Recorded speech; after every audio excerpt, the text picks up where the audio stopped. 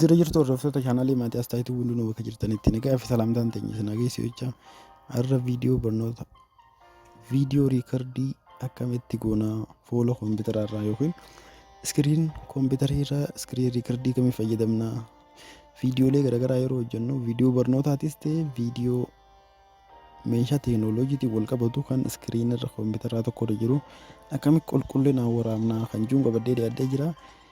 Gara viidiyootti isin dura warri as taayituu subscribe godhin chaanaalii keenyaaf haaraa kan taatan subscribe godhuun akka yeroo hunda viidiyoon keenya isin bira ga'uuf all notification irra godhaa jechaa kallattumaan gara viidiyootti isin seenaa.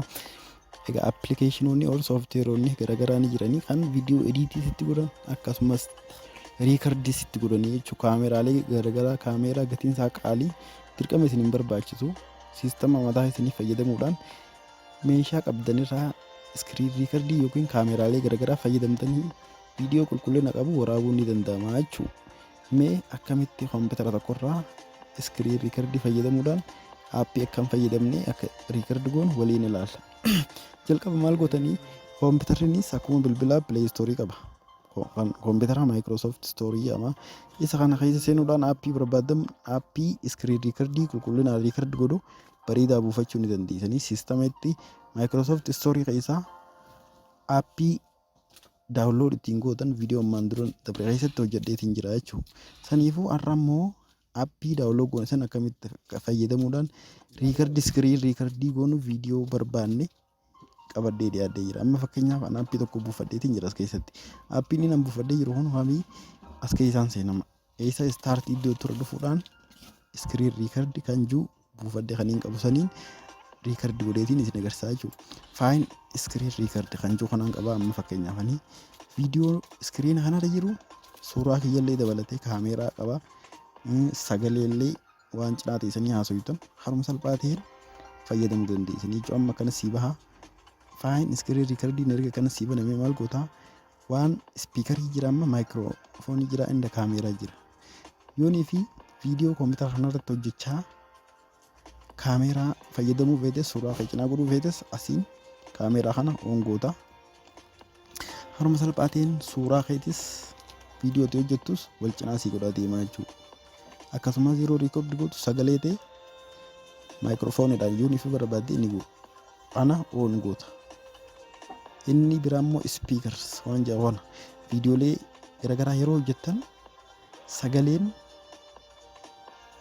gama iskiriina kompiitaraa irraa jiru oonii fi waraabuu barbaaddan isa kana oon godhuudhaan waraabuu ni dandeessanii jechuudha. Yeroo baay'ee isa kana oon godhuudhaan garuu isa kana of godhuu wanni barbaachise maali? Viidiyoolee garaagaraa yeroo hojjettan akka koopiraayitii isinitti hin taane fakkeenyaaf viidiyoolee garaagaraa inni dhayitanii yuutuubii irraas ta'e sooshaal miidiyaa biraa irraas viidiyoo ofumaaf waraabu ofumaaf sagalee fudha waan ta'eef sagaleen san koopiraayitii waan nama ta'uuf ni cufamaa jechuudha baay'ee. Saniifuu ispiikara maayikiroofoonii kana fayyadamuudhaan sagalee keessanirra riikardi godhuu dandeessanii iskeelii irratti itti fayyadamuudhaan wanni waraabdanillee asirratti isin kaa'ee jira. Fuul iskiriinii moodii wanni ta'uun fuul iskiriinii hanga ta'e tokko ni himaa jechuudha irratti. Yoonii fi iskiriina guutuu waraabuu barbaadde fuul iskiriin jettaanii achi booda maal goota riikardii jettaanii jechuudha. Amma fakkeenyaaf waraabeetti isin agarsiisa. Erga akkanatti lakkoofsa kana lakkaa'ee isin fixeen booda takka jee eegalaa jechuudha. Amma riikardii godhaa jira waan kana. Aappiin kun aappiin faayin iskiriin riikardii kun kompiitara irratti aappii hedduu bareedaati. Viidiyoo akka barbaadanitti kompiitara keessanirraa waraabbachuudhaan akka barbaadanii qulqullinaan viidiyoo ediitiif fayyadamtanii ediit godhachuudhaan chaanaalee keessaniifillee aappiloo godhuudhaaf hedduu barbaachisaa hedduu bareedaadha jechuudha. Saniifuu aappii kana buufattanii fayyadamuun dirqama hedduu bareedaan isiniin jaa.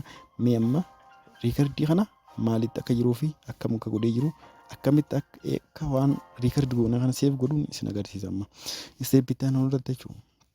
Ergasiin booda maal gootanii as keessa dhuftan iddoo yeroo baay'ee as keessatti show notifikashinii kana as keessa kaa eessa dhufee jira. Amma fakkeenyaaf as keessaa inni kun asirratti dhufee jira.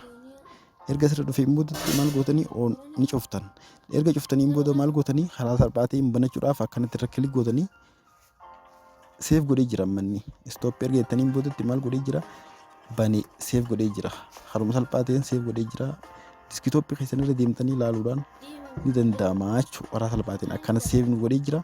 Karaa salphaa ta'een akkana nu waa waraabne san nu banee nu kaa'ee jira nuuf iddoo offline kaa'ee jira jechuudha. Qulqullinaan waraabaa viidiyoo akka malee aappii akka malee bareedaadhaati hedduu bareedaa fayyadamuu ni dandeessanii jechuudha. Amma kana bannee ilaallaa haala salphaatiin akkanatti viidiyoo waraabne kana qulqullinaan waraabee jira jechuudha. Saniifuu aappii kana buufattanii itti fayyadamuun hedduu isin fayyada. Akka malee bareedaadha. Buufadhaa fayyadamaa jira.